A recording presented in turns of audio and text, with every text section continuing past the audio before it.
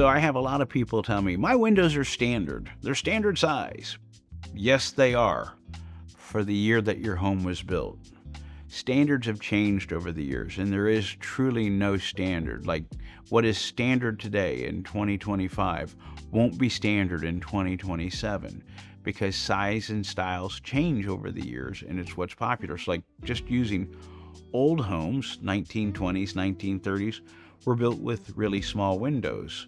Well, pardon me, 1920s might still be big windows, but like in the old days, they used to build houses with huge windows, because that was their heating and cooling system and their lighting system.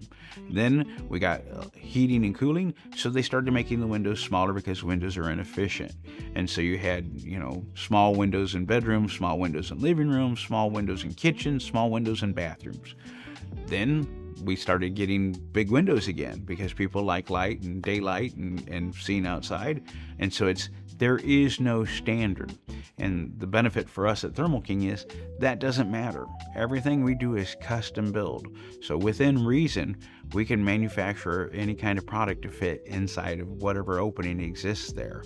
So you're not pigeonholed because like what was standard, again, just using the 1950s as an example, a 32 by 54 double hung was a very common size window back then, but you couldn't buy a casement window 32 by 54, which casements are the kind that crank out, double hungs are the kind where the top go up and down. So you would be stuck with standards like, nope, that size doesn't allow for a casement. With the custom building, if you said, hey, I want a casement here instead of a double hung, we custom build it. Not a big deal. There truly is no standard anymore because it's just, and then different manufacturers have different standards. It's like, okay, so this manufacturer standard is 3254, but this manufacturer standard is 3048. So there really is no standard size window. And again, it doesn't matter. We custom build everything so we can accommodate.